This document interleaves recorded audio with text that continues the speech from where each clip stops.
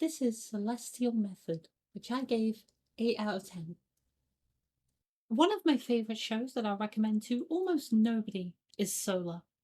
It's where this blog's profile picture comes from. It's a show that I've talked about before at some length because of how it entirely inadvertently portrays agoraphobia. It's also written by one Naoki Hayashi, now a scriptwriter for some mostly mediocre shows, but who initially worked under the name Naoki Hisaya. Hisaya was best known as one of the writers for the visual novel Canon, before he then left Key to produce Solar and then Celestial Method. Now, that doesn't really say much of my expectations in Celestial Method. The reasons I love Solar are more to do with the story it manages to tell, whether it was intended or not, and less to do with any special depth or innovation inherent in the writing. Celestial Method starts poorly too, with a fairly bland cast of mostly unlikable characters. And yet, and yet, I found myself pulled along in the story it was telling all over again. Like Solar, this should be a pretty forgettable show by all rights, but the way it ties together the pieces that make up the story hold interest in a way that it has no right doing. It's hard to say much about what the story even entails without going into some minor spoilers, so let's get into that. Sorano Method revolves around Nonica, a girl moving back to a hometown she has no memory of as the show begins. Above the town, a giant disc floats amongst the clouds, and it soon becomes apparent that Nonica's lost memories and the disc's appearance are connected to each other. What follows is a character-driven drama surrounding Nonica and her friend group. The cast are mostly weak in all honesty. Nonica herself is bland, Yuzuki is somewhat irritating most of the time, and Shione is cold and distant and mostly just comes across as an asshole for the sake of being an asshole. The saving grace in most of this is Noelle, who chiefly acts as a playful child, in a cute, wholesome kind of way, not the overly loud, irritating kind of way, while also drawing out the best of the other cast members. For some of the cast, notably the main two I didn't mention before, in Soto and Kaharu, that doesn't mean much. They don't have much presence without Noelle, and they don't have much presence with her. But for Yuzuki, Noelle's presence means a calmer but more confident energy. For Shione, it means taking down some of those barriers and being an actual character with some depth. And for Nonica, well, Nonica is mostly still kind of nothing, but we can't win them all.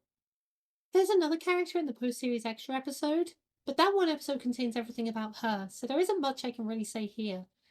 The episode is good at continuing what the series does, and I'd recommend it for people who like the series, but it's nothing special.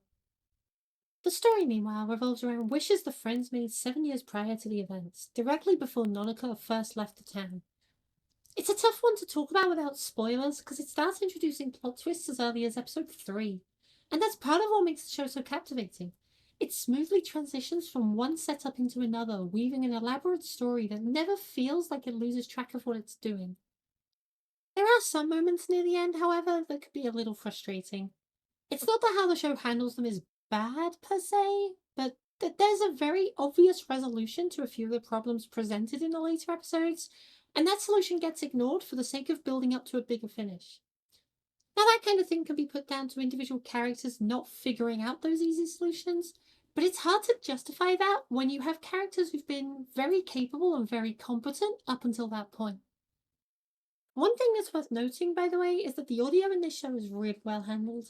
There are some fantastic voice actors, including one of the first major roles for Inori Manase, and the show's use of the melody from one of the Fana songs, Hoshino Kakera, makes the full version of that song hit so much harder when it plays. There are also some really nice visuals in Celestial Method. The art and the animation throughout the show are typically great, but specifically, both the series and the extra episode have ending panels in this sketchy crayon book kind of style, and it's honestly beautiful to look at. Again, it's hard for me to say Celestial Method is a great show. The characters are mostly bad, and there are moments in the narrative that are genuinely baffling. But despite that, it's a fascinating show to watch, as it seamlessly weaves together a plot that feels like it constantly grows into something greater. There are some real standout moments and characters, each doing their part to make the whole seem greater, and it's well worth the time for anyone who can tolerate its flaws. So I guess it's a lot like Solar in that regard. It just didn't hit me on a personal level. Huh. If you liked this video and want to read more of my reviews ahead of the video releases, or if you'd like to support me in making these, check out the links in the description, and I hope to see you here again for the next one.